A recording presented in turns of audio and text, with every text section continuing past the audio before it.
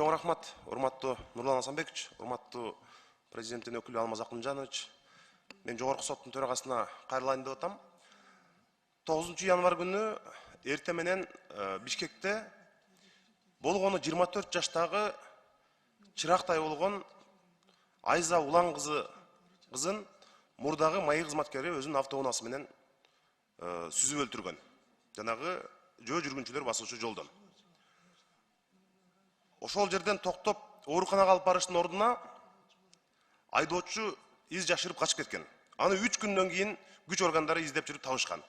Мына ошону сот абакка кесип жазасын берүүнүн ордуна үй камагына чыгарган. Ал абакта отурган жок, түрмөгө кесилген жок. Мына ошону бүгүн мына шаардык сот күчүндө калтырып, кылмышкерди жазалоодон баш тартып, аны дагы үй камагына калтырды. Эми Кыргызстанда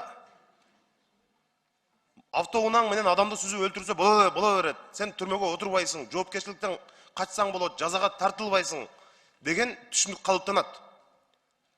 Мына ушул сот системасына мен таптакыр түшүнбөйм. Ансыз дагы Кыргызстанда азыр элдин 90% Кыргызстанда сотторго, сот системасына ишенбейт. Адилеттүүлүк, акыйкаттык бар деп ишенбейт алар. Мына ошондой учурда сот системасына сын пикир күчөп турган убакта мына ушинтип көз көрүнө адамды сүзүп өлтүрүп, ооруканага алып барбай качып кеткен адамды бир күн дагы жазага тартпай туруп, шаардык сот ошол чечимди күчүндө калтырып атат. Кыргызстанда мындай камала турган адамдар камалбай турган адамдар мындай камалып калган учурлар бар да. Болбосо кече жанагындай Адилет Балтабай же болбосо жөн эле бир тыйын жыйынга чогулуп, бир тегерек столдо бир маселени талкуулап койгон аялдардын барын камап, бирок мына ушинтип көз көрүнө сүзүп кеткен, мурда күч органдарында иштеген майор болуп, ошолорго мыйзам иштебегени азыркы күндө коомчулукта абдан чоң нааразылык жаратып атат.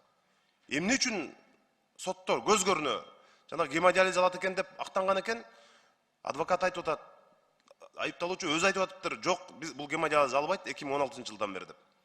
Демек бизде автоунаада баратып адамдарды сүзүп өлтүрүп коюп, бирок жазага тартылбай үйүңдө жата берсең болот экен да. Ушуну кантип элге түшүндүрөбүз? Мына соттор кантип түшүндүрөт ушуну? Эми өлгөндүн үстүнө көмгөн болуп атпайбы? Ал ата-энеси боздоп бир үйдө чоң трагедия болуп атса, аны соттор эч нерсе болбогондой кылып мурда күч органдарында иштеген экен, тааныш билиши көп деп атышат. Ошентип жазадан бошотуп койсо, бул кандай болот? Эмне деп буга коомчулукка, ошо бир үй бүлөгө, элге эмне деп түшүндүрөбүз, мен түшүнбөйм. Жогорку соттун төрагасына кайрылам. Рахмат.